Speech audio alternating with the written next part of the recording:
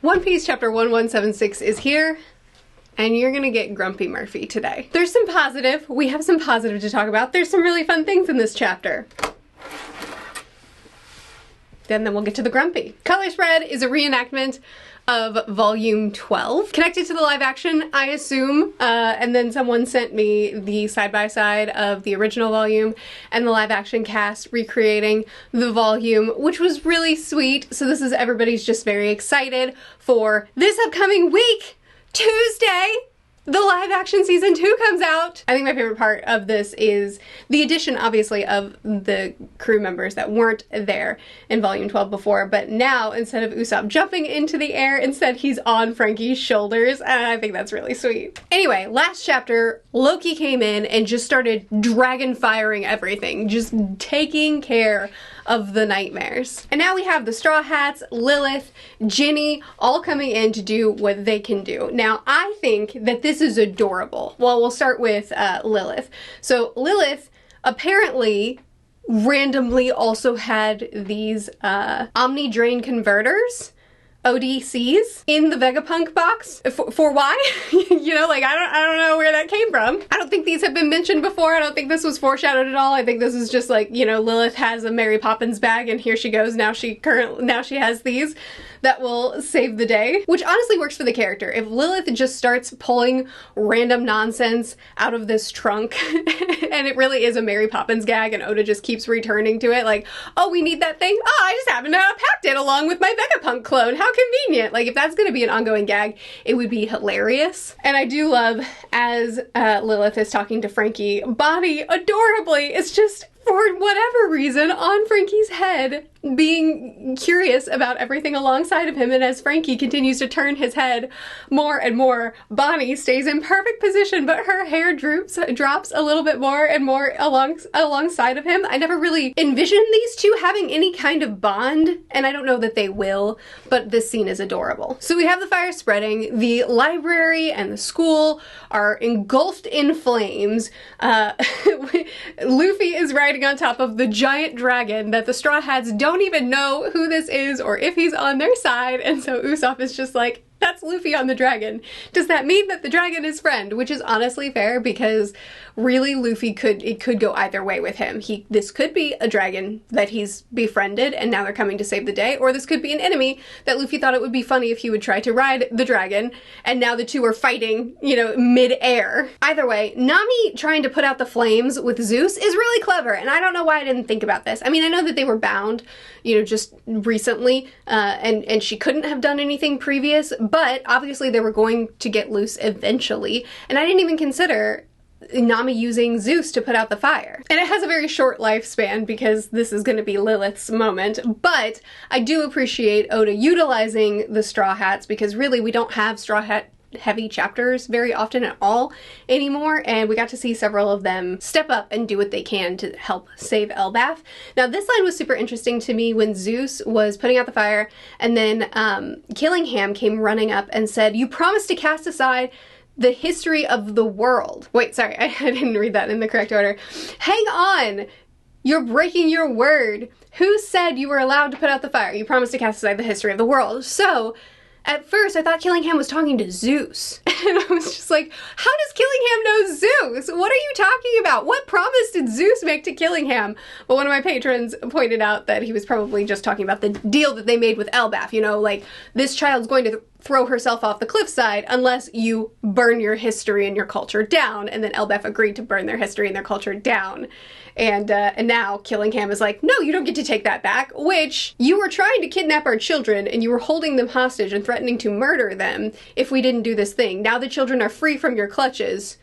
So we're not bound by that anymore. We're not morally wrong by stopping the deal that you forced us into, now that you no longer have our children's lives to hold over our heads. But cleverly, Killingham just brought one of the nightmares, a lindworm, and chomped Zeus. And then Lilith used her saucers, what were they called? Hold on. ODCs. Used her ODCs she collected the heat energy, and I guess flash froze the flames or the atmosphere, which is cool looking, but what kind of effect does that have on everyone else in the surrounding? You know what I mean? Like that kind of instant freeze because the heat energy has been removed.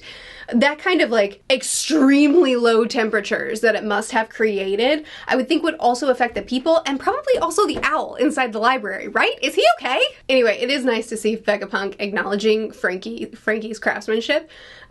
She said, "Your innards are immaculately designed, just as advanced as the pacifistas." This is a pretty huge compliment from Frankie's idol, from like the person, the scientist that Frankie looks up to so much. Well, one of the satellites of the person, it's Vegapunk. This is a huge compliment coming from Vegapunk. You're as immaculately designed as something that I myself created. But I love this power up for Frankie that he's realizing that there are other things that I could use as an energy source that will level me up, that won't bring my energy levels down. And I love that it came from Vegapunk. It does all feel very abrupt. It doesn't feel collaborative at all, or like Frankie is learning from his mentor, although he is, but instead it just sort of feels like, out of my carpet bag, I give you, ta-da, the exact right thing. Now, go land that punch. But also, that's just the way One Piece is sometimes, you know? Like, sometimes One Piece is just chaos, and this definitely fits that chaos vibe. And it gives me the panel that is actually,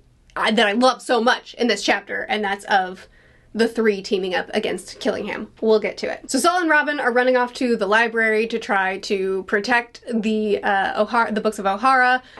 We all knew that they were going to be saved again. Second fake out for the library books. I'm not surprised, it is what it is. But then Killingham, continuing to be merciless, sends the giant snake creature to just devour the entire library. I wanted you to personally destroy your world history and your culture. I wanted it to be by your hand. But now you're going back on the deal? No problem. I'll just eat it up. Like, you put out the fire? Okay, I'll just destroy it then. I'll make one of my nightmares devour the library. I do think that Killingham is taking on a much more villainous role in this chapter. Maybe not to the level of what Summers has been, but he's being merciless, which is really good right before we watch him get attacked. So not only does he come running in and he's like, no, I don't want you to put out the fire. I want that stuff destroyed.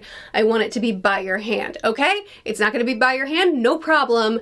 I'll send one of my creatures to devour it. Also, I'm gonna go ahead and insult Jinbei while I'm at it. Ew, it's a fishman. The ugliest species in the world. I'm gonna puke. Good thing my mask keeps my air clean. Really just living up to that celestial dragon name. But also, the ugliest species in the world? My guy, I thought you might be half fishman. Like, I know the spiky teeth can be other people too. It's not exclusively fishmen, but a lot of fishmen are. Like, you don't look that far away. I don't know if this is some sort of internalized hatred. Like, you know, I despise that side of me and I only take on the celestial dragon side, and so he's just projecting really hard onto Jinbei and that's where it's coming from.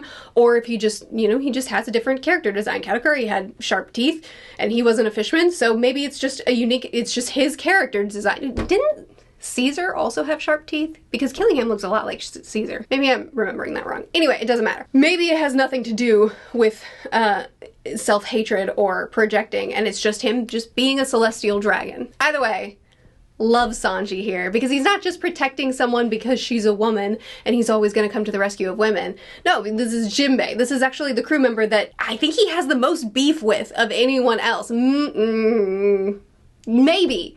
Because he has so much beef with Zoro, but they also show a brotherhood between the two of them. And with Jinbei, it feels less like a love-hate brotherhood and more like they had that issue in Fishman Island, and then they don't really have a lot of interaction beyond that. But regardless, Sanji's not having it. Absolutely not. For the crimes of being ignorant of Jinbei, former warlord of the sea, and insulting a member of our crew, I think you need a hole in that mask of yours. Love that line! Frankie's up in the air. Everybody's gearing up for their attack.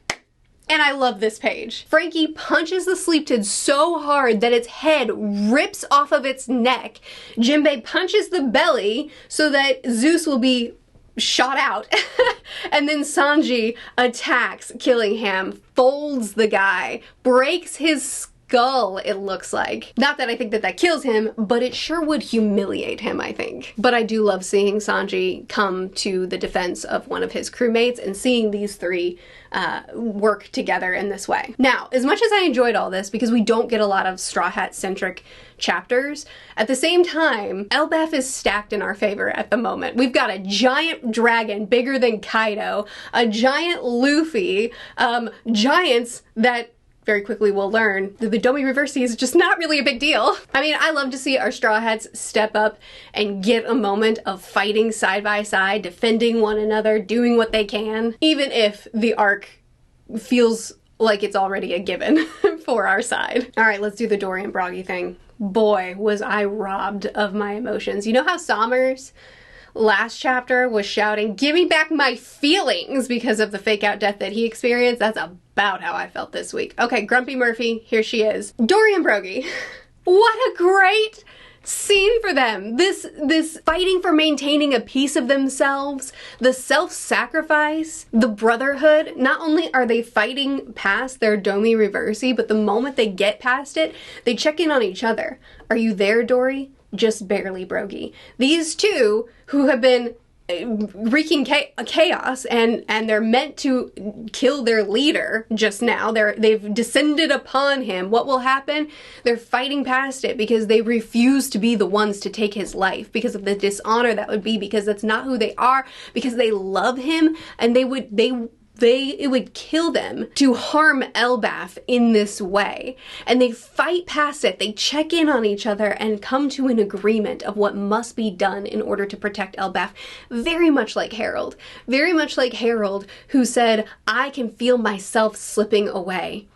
I need you, son, to kill me for the sake of Elbaf." Here these two brothers are, I mean, warriors, you know what I mean. The brotherhood look to each other and say, this cannot be our fate. And so they make an agreement. I'm living through my deepest shame, hurling insults I don't believe at my beloved chief Yarul. If I were to take his head, it would shame my family for generations. Yeah, it can't happen. So we're in agreement. Of course. Farewell, partner. We'll never give in to the demons. That century of battles was the best time of my life. Farewell, partner. That century of battles was the best time of my life. We are warriors of Elbaf.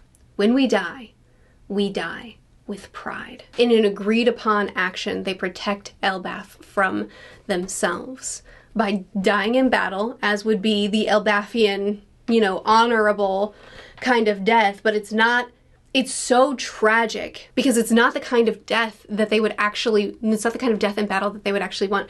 They're not defending Elbaf against enemies. I mean, they are, but really they're defending Elbaf against themselves. It's noble, it's courageous, and it's so tragic because it's almost like a bastardization of the kind of warrior's honorable death that they look to and say, this is what I would want to have. Instead, it's been twisted into, we have to protect Elbaf from the kind of warriors that we're forced to be. And just like the farewell to one another, the last moment of fighting through and bonding together and overpowering the Domi Reversi for their people, for their ruler, and ending on, we are warriors of Elbaf. When we die with pride. Like, what an extraordinary death scene that you didn't even give us a full page of. The way this is formatted, it requires you to go full page. You can't even just do one page and then turn the page and see what happens next. It's formatted so that it should be full page in order to actually see the full scene.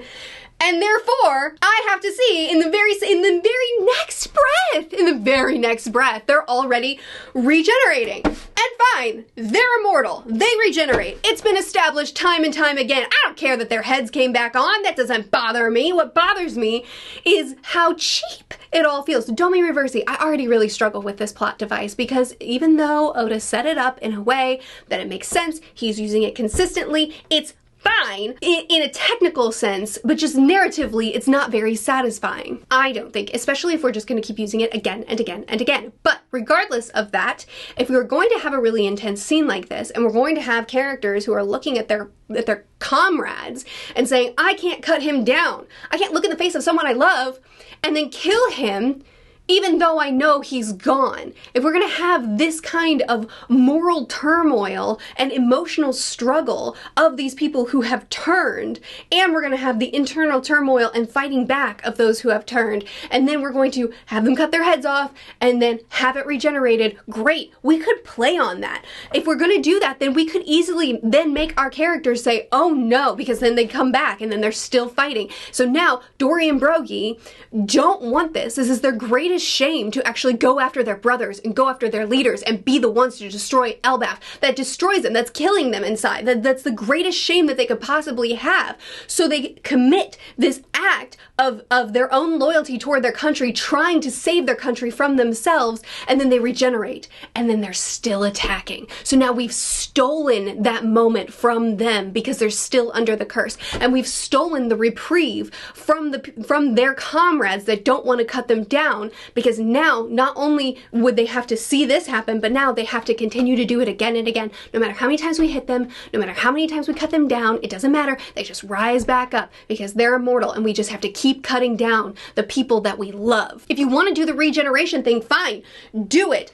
But the way it's done is, if you deal a fatal blow, the curse is broken. What we've done is just, you don't die, in fact, and you're free and back to normal. You're back to how you were before you got Domi reversing, because Brogy still has his hand chopped off or shot off. So that makes sense, because Rox was skewered through before he was Domi reversing, and so when he got his, when he was dealt a mortal wound, then he would go back to human form, but he's already been skewered through in multiple places, so he's just gonna lie there dying. And also maybe he just lost the will to fight because he thinks that he just killed his wife and child, unless he's put two and two together and realized that the lad running from the forest randomly poofed them away. But probably not. Like, he probably thinks that he just killed his wife and child, so he's probably not interested in getting up. Also, he's bleeding out from the mortal wounds that he was dealt before he got Domi reversing. So that's all fine. Obviously, you're put back to the same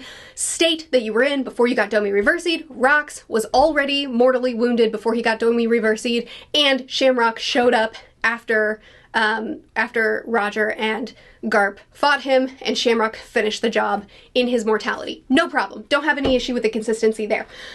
It's just how cheap it feels. Not only did we have this magnificent death scene that we instantly undid,